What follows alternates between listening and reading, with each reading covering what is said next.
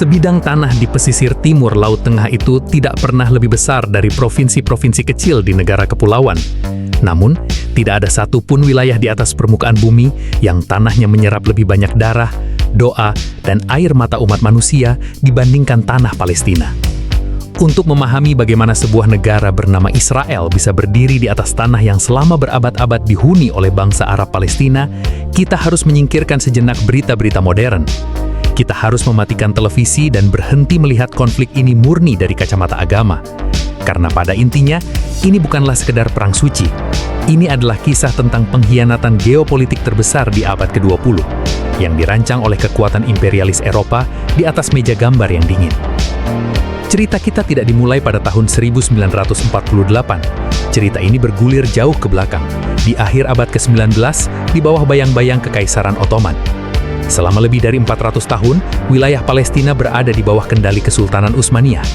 Pada masa itu, wilayah tersebut adalah rumah bagi sebuah populasi mayoritas Muslim Arab bersama dengan komunitas Kristen Arab dan kelompok minoritas Yahudi yang hidup berdampingan dengan relatif damai. Tidak ada tembok pemisah, tidak ada pos pemeriksaan militer. Namun, ribuan kilometer dari sana, di benua Eropa, sebuah gagasan politik baru sedang lahir dari rahim penderitaan. Di akhir abad ke-19, gelombang antisemitisme, kebencian terhadap kaum Yahudi, berkecamuk dengan brutal di Eropa Timur dan Rusia.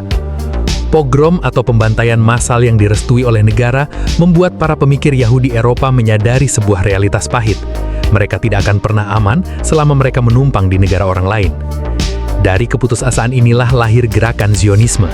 Secara definisi politik, Zionisme adalah sebuah gerakan nasionalis yang bertujuan untuk menciptakan sebuah negara berdaulat khusus bagi bangsa Yahudi. Dan tempat yang mereka tuju, secara historis dan spiritual, adalah tanah yang dijanjikan, yaitu Palestina. Namun, ada satu masalah matematis yang sangat besar. Tanah yang mereka inginkan itu tidak kosong. Tanah itu memiliki tuan rumah. Memasuki awal abad ke-20, dunia terseret ke dalam neraka Perang Dunia Pertama. Kekaisaran Ottoman yang menguasai Palestina memihak Jerman dan Austria-Hungaria melawan kekuatan sekutu yang dipimpin oleh Kekaisaran Inggris dan Perancis.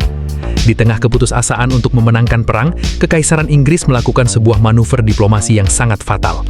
Mereka mulai membagikan tanah Timur Tengah seperti membagikan kue ulang tahun, dan mereka menjanjikan kue yang sama kepada tiga pihak yang berbeda. Inilah momen di mana arsitektur konflik modern ini dikunci. Inilah yang oleh para sejarawan disebut sebagai tiga pengkhianatan Inggris. Pengkhianatan pertama terjadi pada tahun 1915. Melalui sebuah korespondensi rahasia yang dikenal sebagai Surat-Surat McMahon Hussein, Inggris mendatangi para pemimpin bangsa Arab. Inggris memohon agar bangsa Arab memberontak dari dalam dan menghancurkan Kekaisaran Ottoman. Sebagai imbalannya, Inggris berjanji akan memberikan kemerdekaan penuh bagi bangsa Arab untuk mendirikan sebuah negara Arab Raya yang merdeka, yang batas wilayahnya secara implisit mencakup tanah Palestina.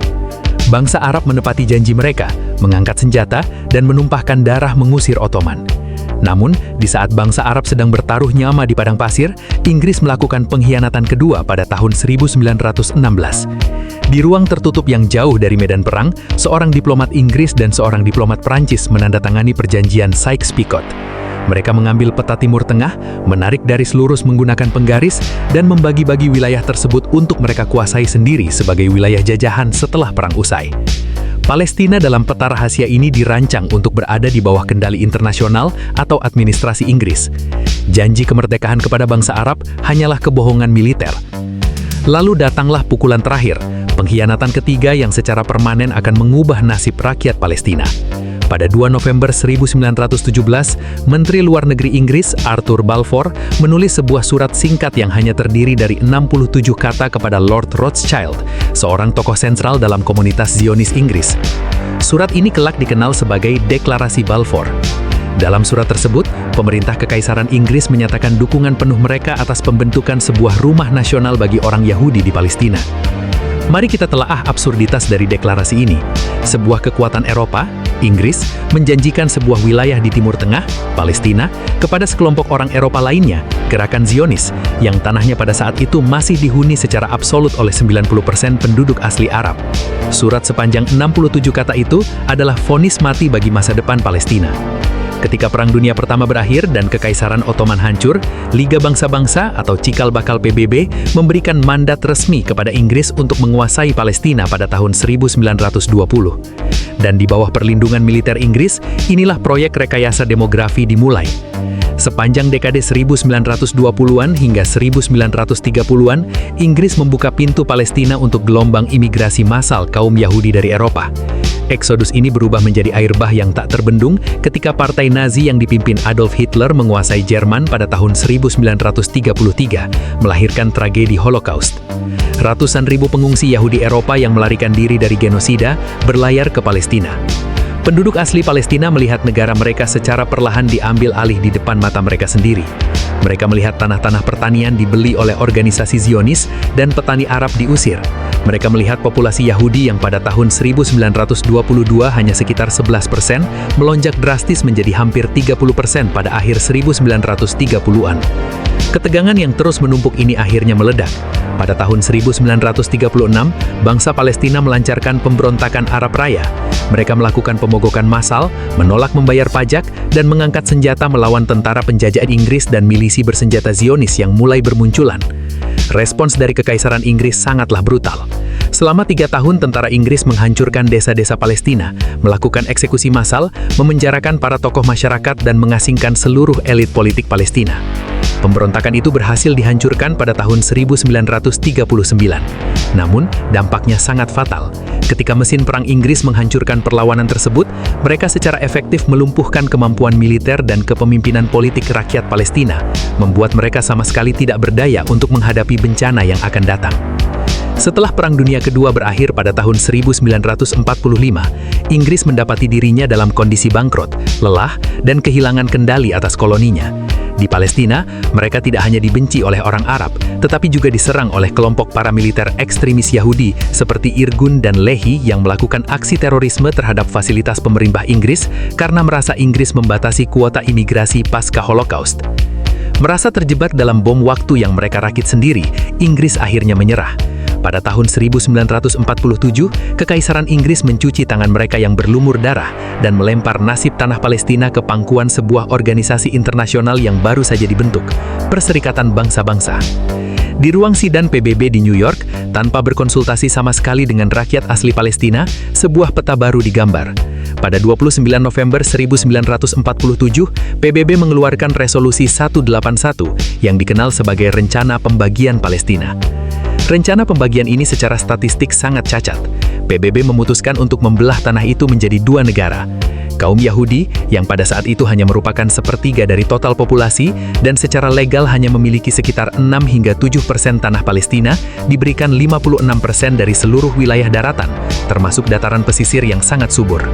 Sementara itu, bangsa Arab Palestina, yang merupakan 2/3 populasi mayoritas, hanya diberikan 44% dari tanah mereka sendiri. Kota Yerusalem akan diubah menjadi zona internasional. Para pemimpin Zionis menerima resolusi ini, karena hal itu secara hukum internasional meresmikan impian mereka akan sebuah negara. Namun bangsa Arab dan seluruh negara Timur Tengah menolaknya dengan keras. Bagi penduduk Palestina, menyerahkan setengah dari negara mereka kepada para pendatang yang baru tiba dari Eropa adalah bentuk ketidakadilan yang mutlak dan pencurian di siang hari. Resolusi 181 tidak pernah membawa perdamaian. Ia hanyalah sumbu yang memicu meredakan. Begitu hasil pemungutan suara diumumkan di markas PBB, perang saudara berskala penuh pecah di jalanan Palestina. Milisi Zionis yang jauh lebih terlatih, terorganisir dengan baik, dan didanai dengan kuat dari luar negeri, mulai melancarkan operasi militer sistematis untuk membersihkan wilayah-wilayah yang dialokasikan bagi mereka dari penduduk Arab. Detik demi detik menuju pertengahan malam 14 Mei 1948, Komisaris Tinggi terakhir Britain berlayar meninggalkan pelabuhan Haifa. Berakhirnya mandat Britain tidak ditandai dengan transisi kekuasaan yang damai, namun ditandai dengan kekosongan kekuasaan yang memicu tragedi kemanusiaan terbesar di Timur Tengah.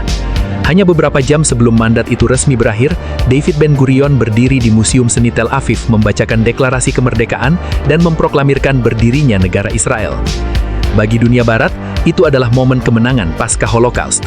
Namun bagi rakyat Palestina, hari itu dikenal dengan satu kata yang akan terus menggema di sepanjang sejarah, yaitu Al-Nakbah atau kehancuran.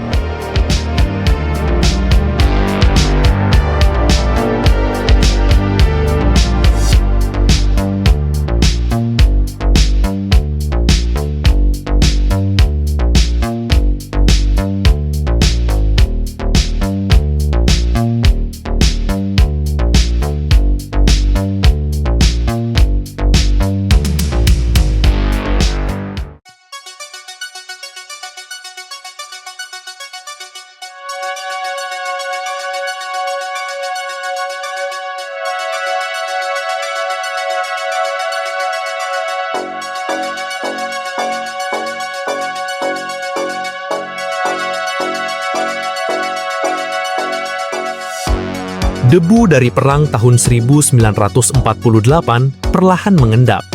Namun peta Timur Tengah telah berubah hingga tak bisa dikenali lagi. Proklamasi kemerdekaan Israel tidak membagi tanah tersebut secara adil, seperti yang dijanjikan oleh rencana pembagian PBB. Melalui kekuatan militer dan pemusiran sistematis, Israel berhasil menguasai 78% dari seluruh wilayah sejarah daratan Palestina. Lebih dari 750.000 warga asli Palestina telah diusir dari rumah mereka, menjadi pengungsi abadi di negara-negara tetangga. Desa-desa mereka dihancurkan, diganti namanya dengan nama-nama Ibrani, dan ditanami hutan pinus untuk menutupi jejak bahwa tanah tersebut pernah dihuni oleh bangsa Arab. Sisa dari wilayah Palestina yang tidak direbut oleh Israel pada tahun 1948 hanyalah 22%. Wilayah sisa ini terbelah menjadi dua bagian yang tidak saling menyatu. Tepi barat atau West Bank yang saat itu diambil alih pengawasannya oleh Yordania, dan jalur Gaza, sebuah pita tanah sempit di pesisir pantai yang dikendalikan oleh Mesir. Selama hampir 2 dekade, garis perbatasan ini bertahan dalam ketegangan yang rapuh. Namun mesin sejarah sedang bersiap untuk memutar roda giginya sekali lagi, dan kali ini ia akan menelan sisa 22% tanah tersebut secara mutlak. Pada bulan Juni 1967, ketegangan antara Israel dan negara-negara Arab tetangganya kembali mencapai titik didih. Dalam sebuah pergerakan militer yang sangat cepat dan mematikan, Israel melancarkan serangan udara mendadak, preemptive strike, yang menghancurkan angkatan udara Mesir di darat. Peristiwa ini memicu pecahnya Perang 6 Hari, Six-Day War. Sesuai dengan namanya, perang itu hanya berlangsung kurang dari 1 minggu, tetapi dampak geopolitiknya akan mengutuk nasib jutaan nyawa selama lebih dari setengah abad ke depan. Dalam 6 hari tersebut, militer Israel tidak hanya mengalahkan pasukan gabungan Mesir, Yordania, dan Suriah. Mereka memperluas wilayah kekuasaan mereka secara masif. Israel merebut semenanjung Sinai dari Mesir, dataran tinggi Golan dari Suriah, dan yang paling krusial bagi nasib rakyat Palestina, Israel merebut seluruh wilayah tepi barat, Yerusalem Timur, dan jalur Gaza. Pada akhir minggu pertama bulan Juni 1967, sisa 22% tanah historis Palestina telah sepenuhnya jatuh ke bawah kendali militer Israel. Inilah titik nol dari apa yang hari ini diakui oleh komunitas internasional dan Perserikatan Bangsa-Bangsa sebagai military occupation atau pendudukan militer. Namun, Israel menyadari bahwa mereka tidak bisa begitu saja membunuh atau mengusir jutaan warga Palestina di tepi barat dan Gaza seperti yang mereka lakukan pada tahun 1948. Mata dunia modern sedang mengawasi. Maka Israel merancang sebuah strategi aneksasi perlahan yang jauh lebih rapi, terstruktur, dan tidak terlihat seperti invasi militer konvensional. Strategi ini disebut sebagai settlements atau pemukiman ilegal. Untuk memahami betapa berbahayanya konsep pemukiman ini, kita harus melihatnya melalui kacamata hukum internasional. Konvensi Jenewa keempat, Fourth Geneva Convention, yang disepakati oleh negara-negara di seluruh dunia pasca Perang Dunia Kedua, memiliki satu aturan emas mengenai perang, yaitu sebuah kekuatan pendudukan dilarang keras untuk memindahkan populasi sipilnya sendiri ke dalam wilayah yang didudukinya. Namun di bawah hukum domestik Israel, puluhan, ratusan hingga ratusan ribu warga sipil Israel mulai dikirim untuk pindah dan membangun perumahan di atas bukit-bukit di tepi barat dan Yerusalem Timur. Mereka tidak datang sebagai tentara, melainkan sebagai keluarga sipil. Pembangunan pemukiman ini adalah sebuah taktik geopolitik yang brilian sekaligus sangat kejam. Israel secara sengaja membangun pemukiman-pemukiman ini bukan di pinggiran perbatasan, melainkan langsung menusuk jauh ke jantung wilayah tepi barat. Mereka mengincar bukit-bukit tertinggi untuk mendapatkan keuntungan pengawasan militer strategis, dan mereka membangun pemukiman di atas sumber-sumber air panah yang paling subur, merampas hak akses air dari para petani Palestina di lembah sekitarnya. Untuk menghubungkan satu pemukiman Yahudi dengan pemukiman yang lainnya, serta menghubungkannya kembali ke wilayah Israel, pemerintah membangun jaringan infrastruktur yang disebut sebagai jalan pintas eksklusif. Ini adalah jalan raya aspal yang mulus, lebar dan modern yang membelah tanah-tanah pertanian Palestina. Namun ada satu aturan mutlak, jalan raya ini dilarang keras untuk dilewati oleh kendaraan berplat nomor Palestina. Bayangkan hidup di sebuah negara di mana Anda melihat jalan raya besar melintasi halaman belakang rumah Anda, tetapi jika Anda menginjakkan kaki di aspal tersebut, Anda bisa ditangkap atau ditembak oleh militer. Pola pembangunan pemukiman dan jalan raya eksklusif ini perlahan-lahan mengiris wilayah tepi barat yang awalnya utuh menjadi potongan-potongan kecil yang terisolasi. Peta tepi barat hari ini tidak lagi terlihat seperti sebuah wilayah negara, melainkan menyerupai sepotong keju Swiss yang penuh lubang. Penduduk Palestina dikurung di dalam kantong-kantong wilayah kecil, Bantustan, sementara wilayah militer Israel dan pemukiman Yahudi mengendalikan setiap ruang di antara kantong-kantong itu. Puncak dari fragmentasi wilayah ini memanifestasi dalam bentuk fisik yang paling brutal pada awal era 2000-an. Israel mulai membangun separation barrier atau tembok pemisah. Pemerintah Israel mengklaim di layar televisi internasional bahwa tembok beton setinggi 8 meter yang dihiasi kawat berduri dan menara penembak jiting ini dibangun semata-mata untuk mencegah teroris masuk ke wilayah Israel. Namun, jika Anda melihat peta satelit, tembok pemisah ini sama sekali tidak dibangun di atas garis perbatasan tahun 1967. Tembok beton raksasa ini justru meliuk-liuk, berkelak-kelok, dan masuk jauh membelah wilayah tepi barat demi merangkul masuk pemukiman ilegal Israel dan merampas lebih banyak tanah pertanian Palestina. Ini memisahkan petani dari kebun zaitun mereka, memisahkan anak-anak dari sekolah mereka, dan memisahkan rumah sakit dari pasiennya. Ia adalah sebuah monumen arsitektur pemisahan paksa, apartheid yang dilegalkan. Sementara warga tepi barat dikunci di balik tembok dan ratusan pos pemeriksaan militer, realitas yang jauh lebih suram terjadi di wilayah Palestina lainnya, jalur Gaza. Pada tahun 2005, Israel memang menarik seluruh pasukan militer darat dan pemukim sipil dari jalur Gaza. Mereka menyebutnya sebagai sebuah langkah perdamaian. Namun penarikan darat itu segera digantikan dengan pengepungan total. Israel mengunci seluruh akses dari dan menuju Gaza. Mereka menguasai perbatasan darat, mengendalikan seluruh wilayah udara, sehingga Gaza tidak bisa memiliki bandara, dan memblokade lain pantai dengan kapal perang, sehingga nelayan Gaza tidak bisa melaut melebihi batas beberapa mil saja. Jalur Gaza, sebuah lahan sempit yang dihuni oleh lebih dari 2 miliar manusia, dicincang menjadi fasilitas eksperimen manusia berukuran giant besar, atau penjara terbuka terbesar di dunia. Keseharian di tepi barat dan Gaza bukan sekedar tentang pertempuran bersenjata. Ini adalah kekerasan birokratis yang membosankan dan melelahkan. Ini adalah tentang berapa jam warga harus menunggu di pos pemeriksaan di bawah terik matahari hanya untuk pergi bekerja ke kota sebelah. Ini tentang buldoser militer yang merobohkan rumah warga Palestina di tengah malam dengan alasan tidak memiliki izin mendirikan bangunan. Sebuah izin yang memang secara sistematis hampir mustahil diterbitkan oleh otoritas Israel untuk warga Arab. Jadi, ketika para politisi di Washington, London, atau Paris berbicara dengan fasih di depan kamera mengenai upaya two-state solution atau solusi dua negara, mereka sebenarnya sedang menjual sebuah fiksi. Bagaimana mungkin Anda bisa mendirikan sebuah negara Palestina yang merdeka dan berdaulat ketika fondasi geografis dari negara tersebut telah dicuri dan dipotong-potong secara permanen oleh tembok, aspal eksklusif, dan pemukiman militer setiap hari? Peta itu telah dihapus secara metodis, dan yang paling mengerikan adalah seluruh dunia melihat ini terjadi setiap hari, melalui satelit, melalui laporan jurnalistik, dan melalui organisasi hak asasi manusia internasional. Namun mesin pemusnah ini terus berjalan tanpa ada satupun negara yang mampu menghentikannya. Hal ini membawa kita pada pertanyaan terbesar di abad modern. Di manakah Perserikatan Bangsa-Bangsa? Mengapa hukum internasional yang dirancang untuk mencegah kekerasan pasca Perang Dunia Kedua tiba-tiba menjadi bisu dan lumpuh ketika berhadapan dengan Israel?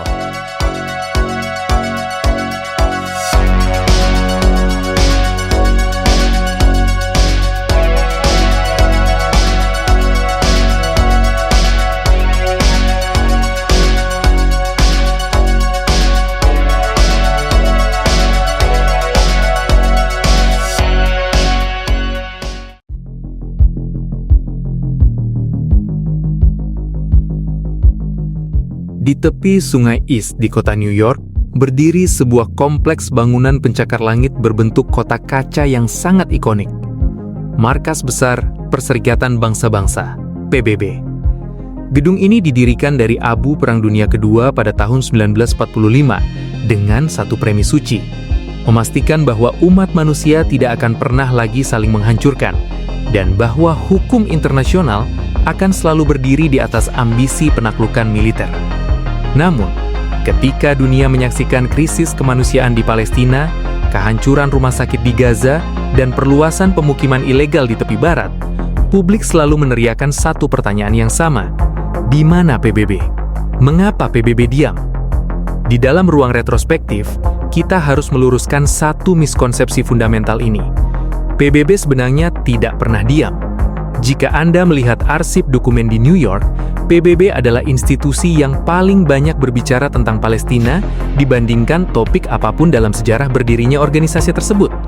Di dalam General Assembly atau Majelis Umum PBB, di mana seluruh 193 negara anggota di dunia memiliki satu hak suara yang setara, ratusan resolusi telah disahkan secara telak untuk mengecam pendudukan Israel, menuntut kemerdekaan Palestina, dan menyatakan bahwa pemukiman Israel adalah ilegal. Mayoritas negara di dunia, dari Asia, Afrika, Amerika Latin, hingga sebagian Eropa, selalu memberikan suara mayoritas absolut untuk membela hak-hak rakyat Palestina. Namun, mengapa ratusan resolusi dari mayoritas penduduk bumi itu tidak pernah berdampak apapun di lapangan? Jawabannya terletak pada cacat arsitektur bawaan dari desain PBB itu sendiri. Majelis Umum PBB dirancang seperti sebuah forum debat yang demokratis, tetapi ia sepenuhnya ompong.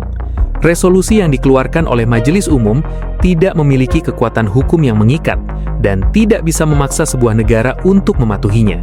Satu-satunya organ di dalam PBB yang memiliki taring sesungguhnya, organ yang bisa menjatuhkan sanksi ekonomi, memberlakukan embargo senjata, atau bahkan mengirim pasukan penjaga perdamaian militer untuk menghentikan perang, hanyalah Security Council atau Dewan Keamanan PBB.